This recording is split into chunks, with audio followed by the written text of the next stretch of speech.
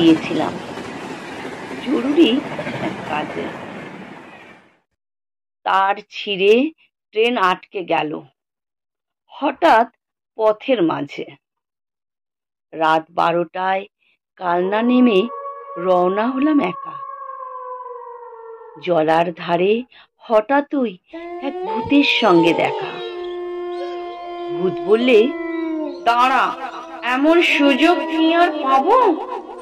এক্ষুনি তোর ঘাড় মটকে রক্ত চুষেই খাবো। কেঁদে বললাম, সে কি, আমি থুরথুরে এক বুড়ো, আমার দেহের রক্ত শীতল, ঠান্ডা বরফ পুরো। তার চেয়ে ভাই পাকড়ে কোনো জোয়ান ছেলে মেয়ে, দারুণ মজা পাবে তাদের গরম রক্ত খেয়ে। ভূত বললে, হোক ঠান্ডা, করবো তোকে সাবান।